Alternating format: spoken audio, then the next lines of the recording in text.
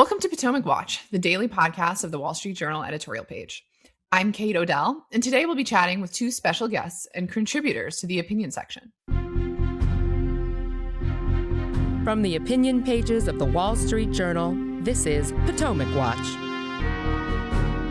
Appearing in Wednesday's newspaper is a provocative opinion piece called How DEI, that is Diversity, Equity, and Inclusion, Cause a Military Recruitment Crisis. Joining me today are the authors, Mike Gallagher and Kevin Wallsten. Mike is the head of defense at Palantir Technologies. He's a former member of Congress, where he was chairman of the House Select Committee on China. But most important, though, Mike is a United States Marine. Kevin is a professor of political science at California State University, Long Beach, and he wears a hat as a fellow at the Manhattan Institute. And Kevin is an ace at ferreting out the underlying data and substance behind various narratives. Gentlemen, thank you both for joining the show. We're going to talk today about military recruitment and whether a turn toward progressive politics in the Biden administration and elsewhere really drove a decline in the interest in military service, and whether the Trump administration is really turning around that problem and recruiting more men and women to serve and defend the United States. Mike, why don't you start us off? I mean, when several years ago, I remember the Army came up about 15,000 soldiers short, I think in fiscal 22, the worst year for recruiting since the introduction of the all-volunteer force in 1973. And at the time, the view was really that this was here to stay, that the services would struggle to recruit talent for years to come. And at the very least, that's simply not exactly what's happened. The Trump administration has been trumpeting that it has made a lot of progress in recruiting sailors, soldiers, Marines. And Dan Driscoll, the Secretary of the Army, even broke the news on our pages earlier this year that the Army had met its recruiting goals many months early. So why don't you tell us what you think drove this turnaround, and to what extent you think it is a real lasting turnaround in Americans' willingness to serve in uniform? Absolutely. Well, first, a bit of context that led to us writing the piece. When I was in Congress, quite honestly, I always tried to focus on hard power. And so when some of these culture war issues started coming up in 2021, I have to admit I was tempted just to dismiss them. But I became ranking member of the military personnel subcommittee right at kind of like the moment of peak woke. This was when the Secretary of Defense at the time, Lloyd Austin, ordered a 60-day stand down to confront extremism in the ranks. They forced all commanding officers to spend a day discussing extremism using a PowerPoint presentation with a TED Talk asking what's up with white people. You had the white rage at West Point debacle, the CNO putting how to be an anti-racist on his professional reading program. And so I started to pay more attention. I started to dig in. It seemed odd to me as a Marine veteran, where the saying is we all bleed green, that we would be sort of prioritizing racial and gender identity. And that was the other thing. It was this, everybody started parroting this dogma that diversity is our strength. Diversity is our strength. The problem is they sort of define diversity exclusively in racial and gender terms. And they would cite all these studies, two in particular would come up again and again. And nobody was actually reading the footnotes or the studies. So I started to, and though technically I have some background in political science and advanced methods, I've forgotten everything useful. And so I asked my friend Matt Koenig, a brilliant poli-sci professor at Georgetown, who's the absolute best guy he knows on methods. And he introduced me to Kevin. And since then, Kevin and I have had this shared obsession with exposing bad methods and shoddy political science being used by the government. I'm happy to offer some examples, but my goal here is also to expose Kevin's brilliance to the world. And really, I think what we found is that there has indeed been a meaningful turnaround in recruitment numbers. Obviously, like any complex phenomenon, it's overdetermined, but I do think it's fair, at least in the early stages, and Kevin could tease this out, to credit a lot of this to the abandonment of DEI, the prioritization of lethality and warfighting. And it really illustrates, the numbers illustrate how injurious and counterproductive these DEI programs were in the military when it comes to recruitment. Yeah, and I think that's a great entry into your point about Kevin putting some hard data behind this question. There really was a perception for many years under the Biden administration, including these high-profile incidents you mentioned, that the Biden administration was preoccupied with race and gender in the materials they presented to troops, in some of their decisions on who to promote and who to elevate. But it's hard to understand to what extent that was really influencing any individual to serve or not. And so, Kevin, I was I was hoping you could illuminate the data from your piece about the effect this did have on people's choices to serve. I think the Biden administration made an asinine argument that they are merely trying to expand their recruitment pool to recruit more minorities. But it looks to me that not only did they not succeed in that, they actually alienated a class of individuals, young white men who have traditionally been overrepresented in military service.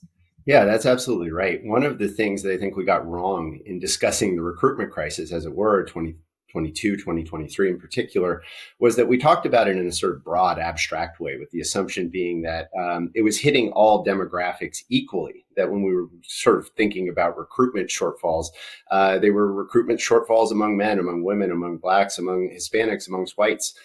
In fact, as the data started to become clear and we started to look at who are the missing recruits, if we're falling 15, 20, 30,000 recruits short, who exactly are these missing recruits? And as we started to pour over the data a little more, it became quite clear that particularly after 2020, the male numbers began dropping and the white numbers began dropping. And so this gives us actually a tremendous leverage into figuring out what's going on here. I think there's this sort of common refrain you hear in discussions about recruitment that it's all sort of counter-cyclical, that basically, the military recruits well when the economy does poorly. And that's all well and good if you don't take into account who's being disproportionately affected when we look at recruitment numbers. And it becomes kind of implausible to assume that, the white male economy was so much stronger in 2021 and 2022 than any other group that their numbers would begin to decline. So then we start to have to thinking, well, what exactly is going on with the white male recruitment numbers? And so now we get into, I think, some of the issues that Mike was talking about. Increasingly, starting in 2020 and carrying on through really 2024, we had this emphasis on race and gender. We had a series of policies that were really explicitly sometimes, but certainly implicitly signaling to young white males and importantly to white male veterans who serve as a sort of primary recruitment pipeline for younger family members and people in the community, that perhaps the military was no longer open to them, that it wouldn't be a great place for them to invest their time and their energy and their resources. So we see this again, we see it show up in recruitment numbers. We see it show up in polling. We did some polling of military veterans, for instance. And when we asked military veterans in 2019, would you recommend service to a young family member? In 2019, that number amongst white male veterans was better than 80%. By 2024, the number had fallen closer to 60%. We ask why that's the case. And they highlight DEI initiatives, social policies, all of these various events that we were describing as being the primary driver, far more even than considerations like pay or PTSD or the possibility of war or physical harm. So when we put the data all together, it becomes quite clear that we didn't have a recruitment crisis. We had a white male recruitment crisis that begins right around 2021 at exactly the moment where Mike was talking about, where we see this really robust, really forceful effort to push DEI as a primary recruitment mechanism and a retention mechanism in the military. Yes, and the magnitude seems so significant and abrupt that I don't think it can be explained by, white men struggling in other ways, getting fewer degrees, getting, participating in the labor force at lower levels. I mean, it really is striking the timing of that change. I want to stick with Kevin for a quick moment because Mike brought up the safety stand down that Secretary Lloyd Austin did after January 6th, which basically advertised that the military was full of violent right-wing extremists, which, if nothing else, is not a practical way to convince people to join up. But also then my recollection is then the Biden administration then went looking for information on whether what they were putting out there was true, whether there really were actually violent extremists in the military at any significant numbers. So do you put this under the same category? First, I know you've looked at to the extent that narrative had any substance, but also was that a powerful detraction from people wanting to enlist? Yeah, absolutely. And just for context, again, right when the Biden administration comes into office in February 2021, we immediately have, in the wake of January 6th, an attempt to pin a lot of the events of January 6th on military veterans. And that sort of balloons very, very quickly into a discussion of extremism in the ranks. And the sort of two main targets of extremism in the ranks are going to be right-wing extremism and white supremacy. And for a lot of people who've been, sort of connected to the military in one way or another, this immediately sounded wrong. The idea that the military had some right-wing extremism problem or some white supremacy problem was inconsistent at best with their own experience. And we began looking at this pretty early on. And there are some good data sources that you can sort of dip into and look at extremism, look at the sort of career backgrounds, the sort of military backgrounds of people who are accused of extremism, and just bracketing for a second all of the problems associated with studies of extremism. It was really clear really quickly that the amount of extremism attributed, even using the sort of worst methods that social science can offer to right-wing service members or veterans, it just was not proportional to what you see actually in the American population overall. Now, this had a sort of half-life online with people in the military community, with people on the right, just who could not believe that these charges were being leveled against them. And it for years festered. Now, ultimately, it took 2.5 years for the Biden administration to commission an independent report and analysis. It was an incredibly thorough report. It looked at, it did in-depth interviews with service members, with the veteran community. It looked at actual investigations into extremism and white supremacy. And all of that resulted in the conclusion, finally, in December 2023, that there was no such thing as extremism in the military, never mind a white supremacy or right-wing version of that. In fact, the number of extremist cases is about 100 per year. Not all of those are right-wing. Very few of them have anything to do with white supremacy. And so what you had was a sort of perfect storm of mistakes and errors that ultimately undermined trust and credibility in the military, particularly for people on the right, particularly for white males who were the targets of these claims. And it undoubtedly hurt recruitment. Yeah, I think I remember you writing in one of your other pieces that when you look at the raw numbers, perhaps the military has so few extremists that it should be, advising other cultural institutions on how to stop extremism from spreading. But bringing us back to the present day and what the Trump administration really has made this a singular priority. They have launched a recruitment task force. They're trying to kind of cut down on certain barriers where if you're trying to get a waiver for asthma, it doesn't take 6 months, you don't go work somewhere else, some practical stuff like that, but also really elevating the issue at a rhetorical level, talking about it a lot, talking a lot about high standards, about the focus on war and not climate change. Mike, I wanted to ask you one question related to that, because I think it gets at the larger elements of what persuades people to put on a uniform. And my question for you is, why has the Marine Corps continued to be able to meet its numbers while other services have struggled more significantly? I mean, one argument you hear is, well, the Marine Corps is small. The Army always has trouble recruiting before the Marine Corps. But I don't think that's fully satisfying. I think there's something in the identity of the Marine Corps that made it able to recruit better than the other services. And I want your thoughts on why. Two variables, possibly three, the third of which I will struggle to express based on my own experience. The first, I think the Marine Corps, in ways that people don't really understand, actually does prioritize recruiting and deploys talented officers and enlisted Marines to recruiting duty. Like, recruiting duty is not fun. It's very difficult, but like the Marine Corps takes it incredibly seriously. And it is not like a cul-de-sac that destroys your career. It is like you helping the needs of the Marine Corps and viewed that way in your career progression. The second thing is, I do think it's fair to say, and maybe this is related to the size of the service, but the Marine Corps has always kind of prided itself on having higher physical standards. And as a consequence, while each service has tribes, right? The Navy has really pronounced tribes, whether you're a submariner or an aviator or a SWO or a nuke, right? Like the Marine Corps has tribes too, but I think it's fair to say, at the risk of offending my Army brethren, like the Marine Corps ethos and like the tribe is ultimately the Marine Corps. Everybody's a Marine. That's how we train, right?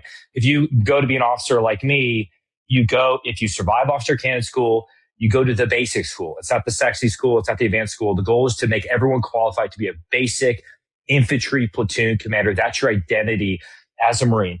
The third thing, like in my own case, when I think about why did I join the Marine Corps, I didn't have any family history in the military, really. I didn't have anyone really encouraging me to do it.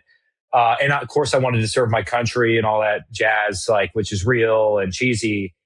I kind of think I joined because I wanted to fight a lava monster. Like there was this famous Marine Corps recruiting commercial where it has like some Jack Marine going through like some obstacle course, and then he's like a knight and he's destroying like mythical creatures. And that's how you can watch it. Just Google it. You're going to laugh and you think it's silly. But if you're 18, you're 19, you're 20, you're 21, like you kind of want to go out and like sail forbidden seas and land on barbarous coasts, to quote Herman Melville. Like, it's tapping into that desire to test yourself and adventure that the Marine Corps, I think, does very well, perhaps uniquely well relative to the other services. The only thing I would say on the earlier points that Kevin brought up, well, one, I would imagine if you're a non-white prospective recruit, hearing this messaging from the secretary on down that like the military has endemic racism problems is probably a turnoff. And then also, I think what we found in the latest Reagan survey is that more than 60% of all Americans, including the majority of all age groups, racial groups, all partisan affiliations, support some of these things like gender neutral combat standards, gender neutral job-based fitness standards for combat jobs. There are other aspects of the Hegseth reset, such as DEI, ending abortion reimbursements, and reinstating restrictions on transgender military service that might divide Republicans and Democrats. But all of these elements happen to be extremely popular with the only people that have to actually deal with these policies, which are current service members and recently retired veterans. Yeah, all those points are well taken on the Marine Corps. I think President Harry Truman ended up having to apologize when he said in a letter that the Marines had better propaganda than Stalin. The Marines have always had a real sense of their identity, and they also have, I think, now they're reorganizing for a Pacific War and they can tell young men and women what exactly they're organizing to do in a way that the other services, I think, have struggled to articulate. And so switching over to Kevin real quick, it's hard to believe, this is obviously a positive direction on the recruiting trends. There's still some concerns about standards and whether we're having to accept folks who don't score very well on entrance exams. And then there's just longer term trends in American society that are worrying, to include obesity, lower physical fitness for service. But also, I think much perhaps more ominous is just whether the civic and patriotic foundation is stable. The college president at the school, the little liberal arts school I graduated, used to say that graduates of that college went into the military because if you teach them to love something, they'll want to defend it. And so I want to ask you, Kevin, especially since you have a higher education background, to what extent you think the civic foundation is tenuous or not. Whenever you do public opinion polling about whether people are willing to take up arms to fight for the country, the results aren't great. I mean, that's a very hard question to poll, but I think there are long-term reasons to worry about what the educational system is telling young Americans about America. And I'm curious how you read that as part of this military recruitment discussion over the long term.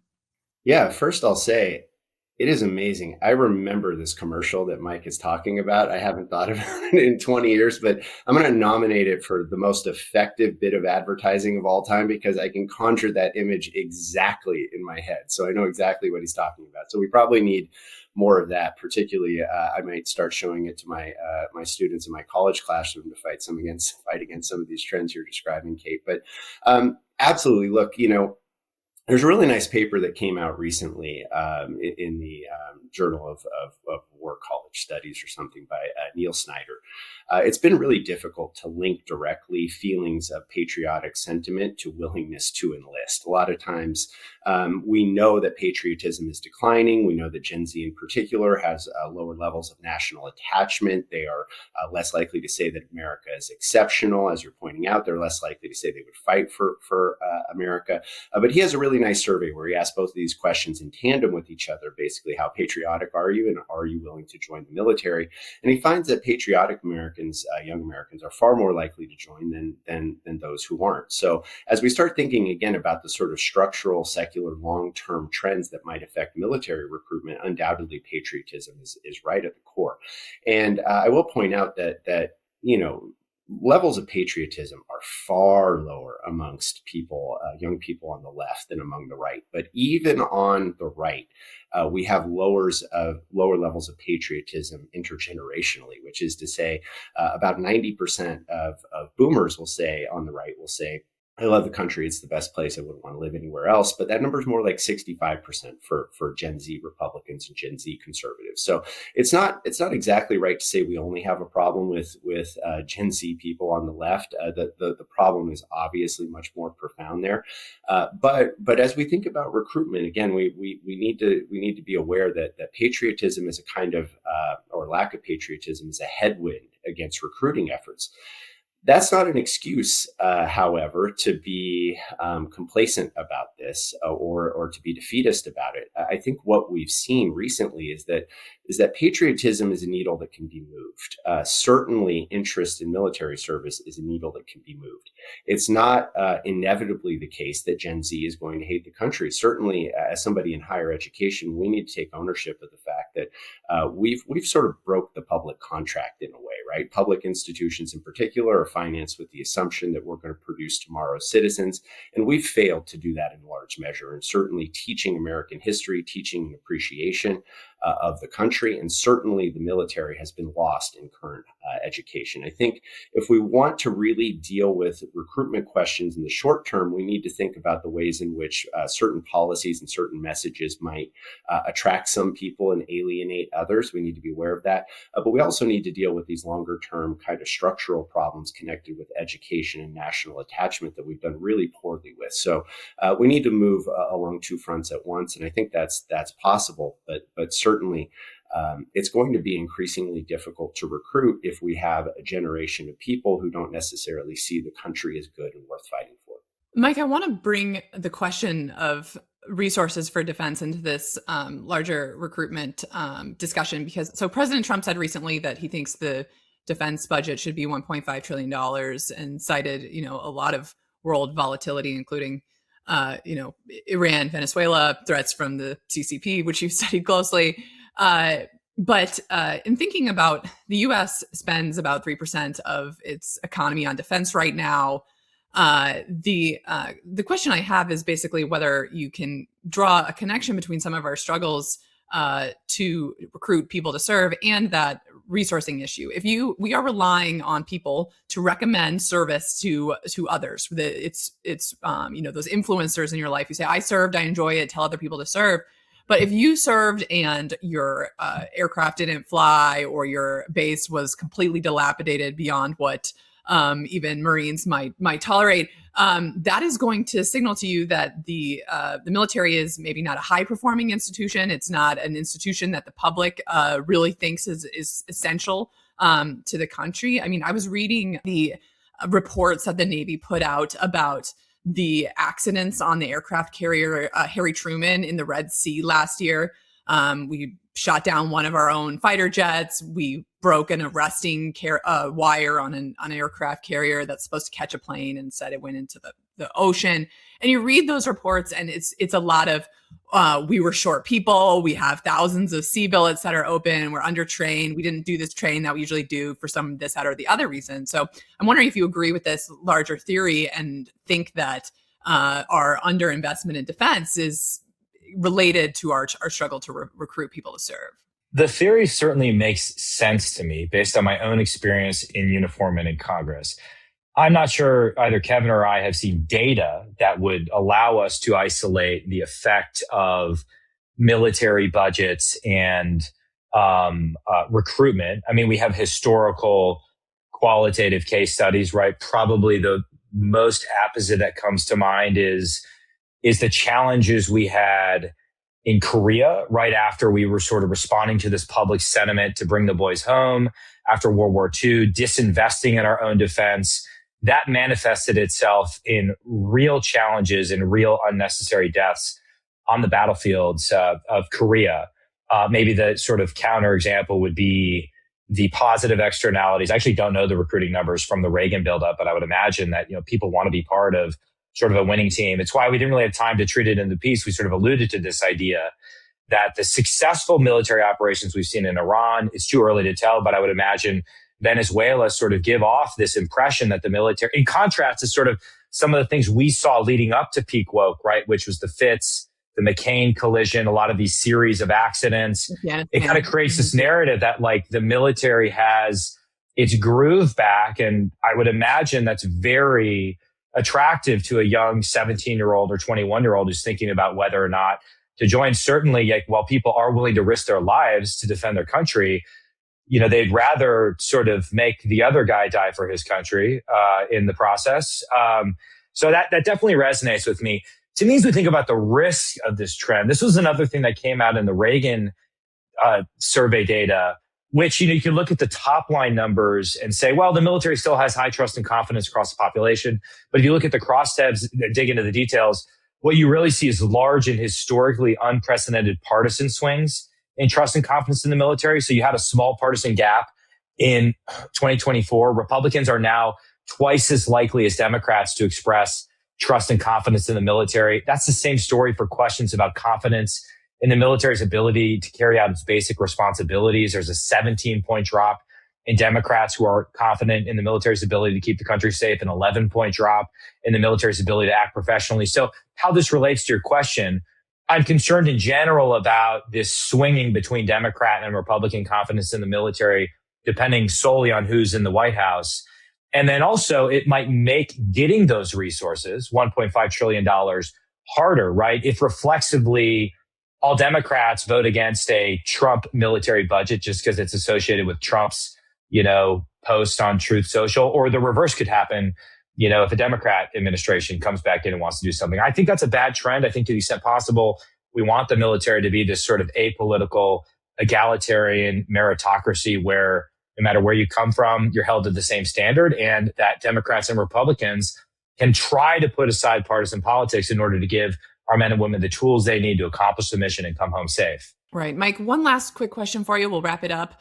But my final question is really about whether does human capital still matter in warfare? Right now in defense circles, we're talking a lot about technology, about how drones are changing warfare, and you are right at the tip of the spear of that technology conversation in your day job.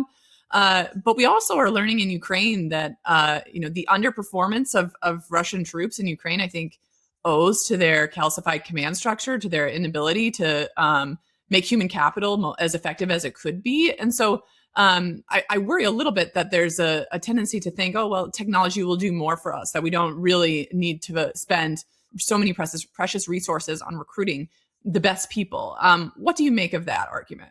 Well, my core belief, and I've seen nothing now that I've been in private industry and in the defense tech community for a while, is that technology, at best, what technology can do, even the best technology in the world like we have here at Palantir, is make humans more effective. So ultimately, it does remain a human endeavor. The nature of warfare has not changed. It's a violent struggle of irreconcilable wills. That is a human endeavor. I think you can make a credible argument that technology is changing the character of warfare in meaningful ways and allowing fewer humans to have a disproportionate impact on the battlefield if they use technology effectively. It's harder for human beings to hide on the battlefield. There's all sorts of implications, but I don't think the fundamental nature of warfare has changed. And at a minimum, I think what Kevin and my work together has illustrated, or his even better than mine, is that humans can really screw things up, and they need not be in the military, right? Like bad bad political science can have a very negative impact on life or death decisions in the military. And Kevin's been at the forefront of exposing that. So humans' ability to interpret basic data and sift like good science from bad science is still incredibly important for what we do in the military. Well, thank you, Mike and Kevin, for joining the show. We'll be back tomorrow with more Potomac Watch.